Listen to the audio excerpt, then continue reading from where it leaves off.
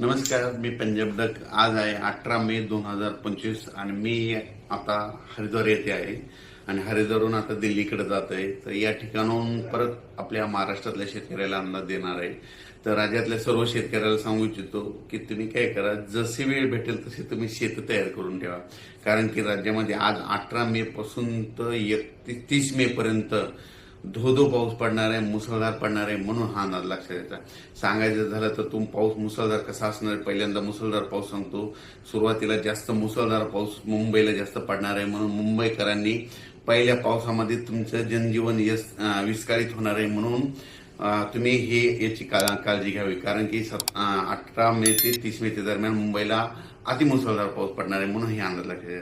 त्याच्यानंतर नाशिक जिल्ह्यासाठी देखील अतिमुसळधार पाऊस पडणार आहे. म्हणून हा अंदाज लक्षात घ्या. पुणे जिल्ह्याला देखील मुसळधार पाऊस पडणार आहे. कोल्हापूर जिल्हा, सातारा जिल्हा, सांगली जिल्हा, त्याच्यानंतर संपूर्ण कोकणपट्टी मुसळधार पाऊस पडणार आहे. म्हणजे 18 मे ते 30 मे दरम्यान. म्हणून त्यांनी सगळ्यांनी सतर्कतेची काळजी घ्यायची. आणि राज्यात सांगायचं झालं तर नगर जिल्ह्यात देखील मुसळधार पाऊस पडणार आहे, बीड जिल्ह्यात देखील पडणार आहे, त्याच्यानंतर संभाजीनगरला पडणार आहे, जळगावला पडणार आहे, त्याच्यानंतर जळगावला पडणार आहे, इकडं बुलढाणा, अकोला, अमरावती तिकडे देखील मुसळधार पाऊस पडणार. म्हणजे सांगायचं झालं तर 18 मे पासून तर 30 मे पर्यंत, 18 पासून जवळपास 12 दिवस दररोज 2-2 दिवस भाग बदलत ओढे नाले वाहतील असा पाऊस पहिली वेळ मेच्या शेवटच्या आठवड्यात येणार आहे. म्हणून हा अंदाज लक्षात घ्यायचा. मग सांगायचं झालं तर पूर्व विदर्भ, पश्चिम विदर्भ, दक्षिण महाराष्ट्र, उत्तर महाराष्ट्र, कोकणपट्टी, खानदेश, मराठवाडा सगळीकडेच म्हणजे जोराचा पाऊस पडणार आहे. कोणतंही गाव याच्यातून वंचित राहणार नाही. म्हणून हा अंदाज लक्षात घ्यायचा. सांगायचं झालं तर म्हणजे आज आहे 18 मे 2025. म्हणजे आजपासून जवळपास 12 दिवस राज्यात दररोज वेगवेगळ्या भागात जोराचा पाऊस पडणार आहे. वड्याला पाणी येणार आहे, नाल्याला पाणी येणार आहे, नदीला देखील म्हणजे ना त्याच्यानंतर 22 मे ते 30 मे दरम्यान नद्याला देखील पाणी येणार आहे. म्हणून हा अंदाज लक्षात घ्यायचा. म्हणजे बऱ्याच काही अशा नद्या येतात त्यांना देखील म्हणजे ओढे नाले वाहणार आहेत. म्हणून हे लक्षात घ्यायचं. आणि नद्याला देखील पाऊस येणार आहे. म्हणून हा अंदाज लक्षात घ्यायचा. पण काय झालं, परिस्थिती अशी की महाराष्ट्रातल्या शेतकऱ्याचे आणखीन शेतं दुरुस्त नाहीत. शेतकऱ्याला सांगू इच्छितो, ह्या म्हणजे 12 दिवसामध्ये काही भागामध्ये पाऊस नसणार. त्यावेळेस तुम्ही काय करा, रोटावेटर, कल्टिवेटर करून तुम्ही तुमचे शेत तयार करून ठेवा.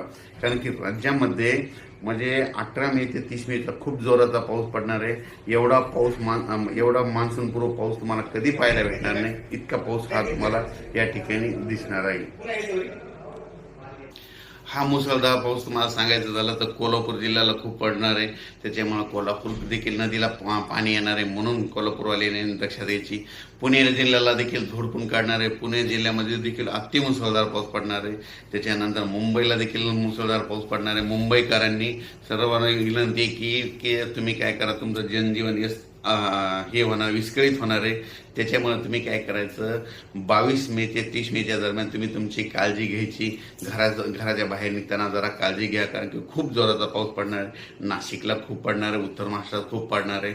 नगर जिल्ह्यात पहिली वेळ असेल की पहिल्या पावसामध्ये तुमचे ओढे नाले भरून जाणार आहे. छोट्या छोट्या बंधाऱ्यामध्ये पाणी देखील येणार आहेत. म्हणून नगर जिल्ह्यासाठी अंदाज बाली सगळ्यात जास्त बीड जिल्ह्यात काय झालं, पाणी टंचाई असल्यामुळे बीड जिल्ह्याला सगळ्यात आनंदाची बातमी म्हणजे त्यामध्ये कडाष्टी देखील म्हणजे त्या ठिकाणी छोटे छोटे बंधारे सगळे ह्या पावसामध्ये तुडुंब भरून जातील. कारण की इतका जोराचा पाऊस पडणार आहे.